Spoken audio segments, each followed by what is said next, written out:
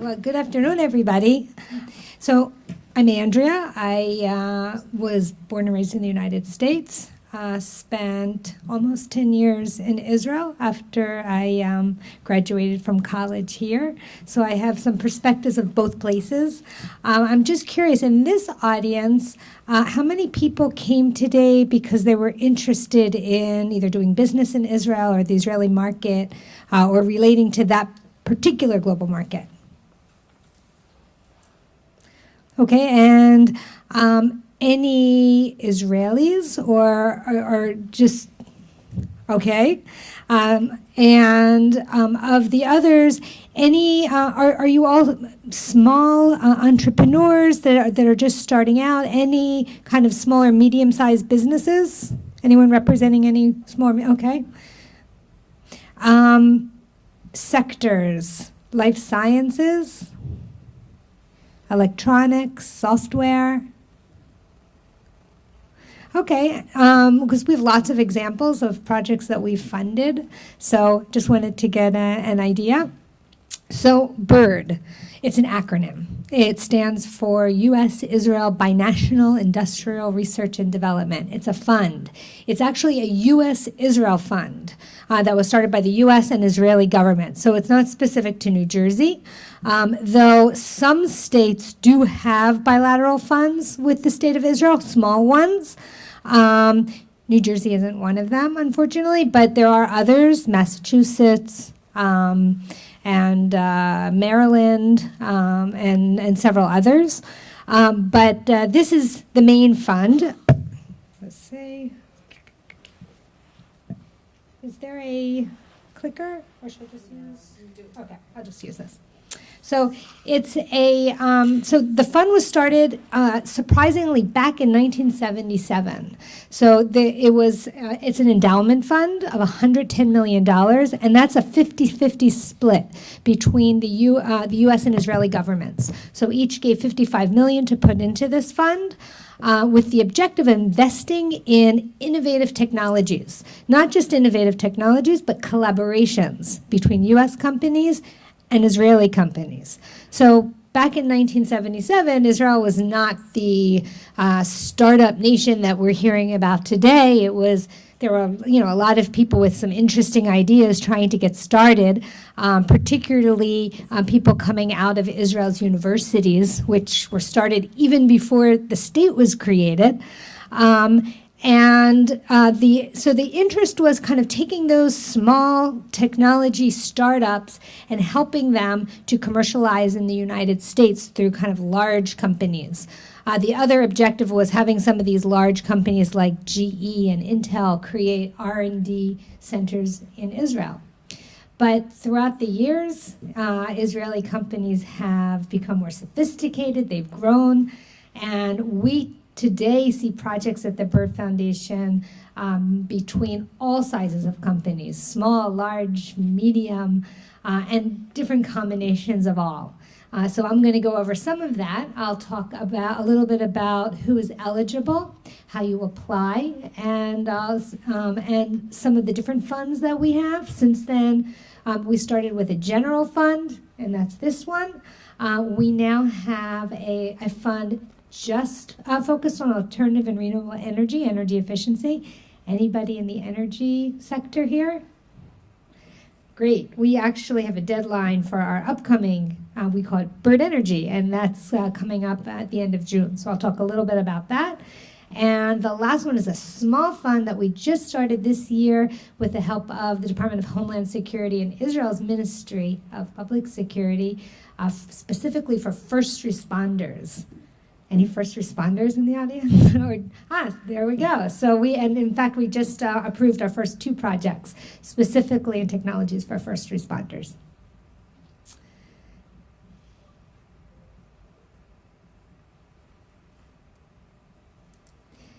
So I'll just start by saying we invest, especially in our general fund, in all technology sectors. So you can see here, everything from life sciences has become a big one, although now it was even bigger. Now it's kind of equaled by energy and water. And this usually reflects the technology sectors that we're seeing in the market in general. We choose our projects not by sector, but by the quality of the project itself. So you'll see new types of areas like healthcare IT or digital health, which is really an area that's becoming more and more relevant, cybersecurity, agro-technology, and many others. From that $110 million, we have now granted from the interest on that now over $340 million. We've approved now over 940 projects. We're a non-dilutive fund. It's what's called a recoverable grant. So if a project is successful, the companies are required to repay us. And in those repayments, we're now at over $100 million. So we've almost recouped our investment. So it's been a pretty good investment for both the U.S. and Israeli governments. And as far as we were able to do an economic impact study a couple of years ago to see the impact, especially on the U.S. market, and we found a conservative figure of about $10 billion in sales generated directly or indirectly from the projects that we invested in. So just today, we put out a press release. We had our most recent board meeting in Palo Alto, where we have an office, about a week and a half ago. And we approved 9 projects in $7.5 million. Another 2 first responder projects that aren't specified here. But I think what's interesting, first, are the areas that we're funding and the companies that we're funding. So you'll see here's the list of the projects that we announced today that were funded. And what you'll see here are all sizes of companies and all combinations. So just as an example, we have a project that we're funding between 2 giants, Israel Aerospace Industries and Honeywell, huge. We have one with a large Israeli company. That's the last one, Mellanox, if you've that are one of the giants globally in data centers, and a small startup from New Jersey called Chromis. On the other hand, we have a small Israeli company, MetaWare, and Beck and Dickinson in the area also of digital health. So you'll see we had in this particular cycle we did have quite a few more from life sciences, medical devices, digital health than some of the other industries, but it changes from cycle to cycle. This was from 2015. Some of in our other cycles, we have 2 general cycles per year and 1 energy cycle. The energy cycle is smaller. It came later. If I have time, I'll get to that. So we approve about between 3 to 6 projects once a year for energy, and about 10 projects per cycle twice a year. So about 20 in our general cycles. So what do we do? What are we funding exactly? So we're funding a collaboration. How do we define a collaboration? It's 2 companies or 2 commercial entities, one in the United States, one in Israel. They decide to collaborate on innovative technology. We can fund their collaboration on a project-specific basis up to 50% of their combined project budget. The most that we can invest per project is $1 million. As I said, it's non-dilutive. If the project is successful and achieves revenue, only then are the companies required to repay us, and it's a royalty-based repayment mechanism, which I'll get into a little bit later, or you can ask me more questions about it. If it's not successful, doesn't achieve revenue, For many, many reasons, the project's not successful. The companies are not required to repay us anything. At that point, it's just a grant. And even if they are repaying us, it's capped. So we're government fund. Like I said, we're funded by the federal government in the U.S. and the Israeli government. So we're not a venture capital fund. It's not our objective to make money off of any particular project. It can be wildly or mildly successful. The amount of money that we can get back from the project is capped. What is important to us is that we are helping companies and facilitating them to collaborate in innovation that's disruptive, that will bring economic impact to both countries.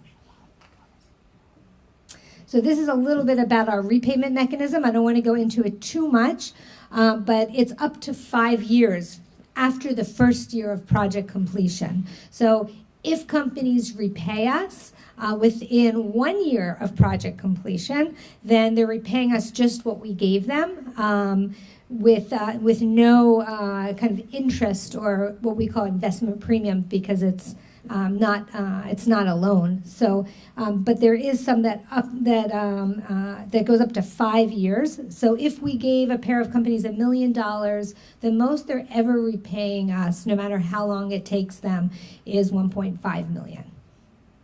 And they're doing so at 5% of the revenue of the specific project per year. As I said, until either they've repaid or there is nothing to repay. So we have, like I said, 2 cycles of our general fund per year. They always come at the same time. Our next one starts in September and ends in December with selections of projects. And then afterwards it's March, ending in June, which we just had, and which is what I just announced.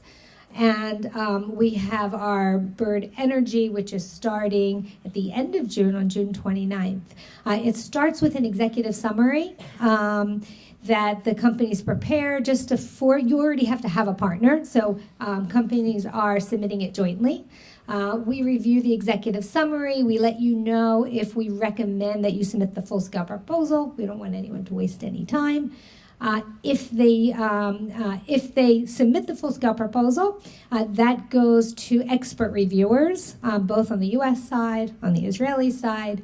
For our traditional cycle, we use reviewers through our partners at the NIST, the National Institute of Standards and Technology, through the Department of Commerce, and similar government entity in Israel. And for our energy cycle, it's funded through the DOE and the Israeli Ministry of Energy. So they pick the evaluators, and we select the projects at our board meeting.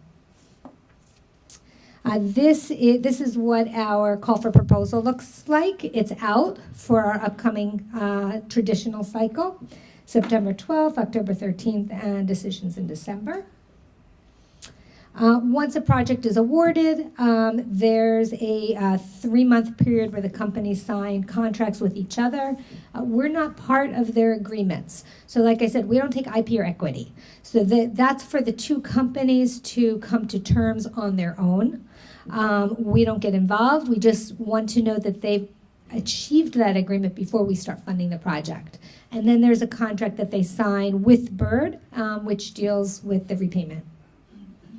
After that, they submit milestones. We always release the amount of funding prior to them expending the budget. So they get a portion of it after they've signed their contracts up front, and then prior to their submission of their next milestone report. So I wanted to just go over a couple of examples. This particular example got a lot of press. As a show of hands, how many people have heard of Rewalk? Yeah, so it's one that they talk about it a lot. And when President Obama was in Israel, he was given a demonstration. It was approved recently for sale here in the U.S. And it's a good example because these were 2 small companies. Today, Rewalk, as a company, the Israeli company, is traded on the NASDAQ. They set up operations in Massachusetts. and are doing very well. They do have competition from other companies, I believe one in Japan, but it helps people who are paraplegic to be able to stand up, walk, and even walk up steps. So for this particular project, we funded part of their clinical trials at Moss Rehab in Philadelphia. We've done projects in software education. My background's in educational technology.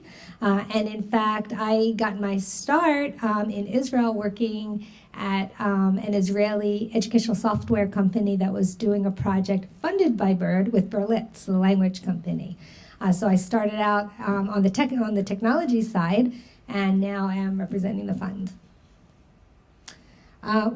We've become very interested in projects relating to natural gas, and that's a technology that they're looking for now in Israel because of finding natural gas offshore. Like I said, healthcare IT is a big one. In Israel, you'll find a lot of expertise in data analytics, and they're applying that technology to areas here in the U.S. with larger companies. We spoke a little bit about water. As some of you may know, Israel, which always had a very severe water scarcity problem, today has no water scarcity problem. And that is because of the investment of the government and in water technologies. Like water reuse, Israel's has more water reuse than any country in the world. I think second is Spain, but much, much less. All water for agriculture is water reuse. And many of the projects that we fund deal with water. So American Water, who, if you live in New Jersey, is the main utility in other states, has done now 3 projects with us in piloting Israeli technologies. This one specifically is a leakage detection.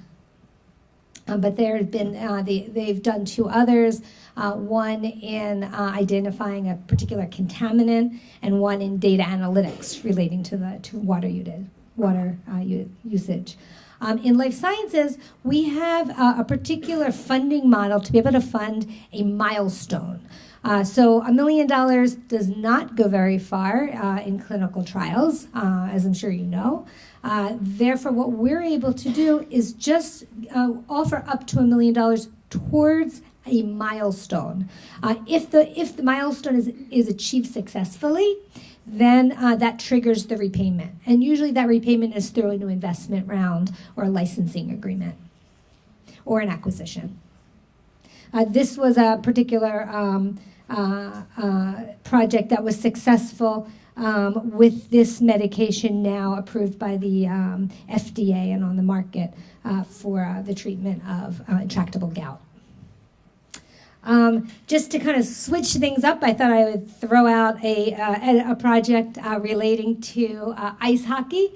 It's really for cognitive reasoning, but the company partnered with the U.S. with U.S. Hockey in order to train players, to train them in cognitive reasoning and applying that to ice hockey.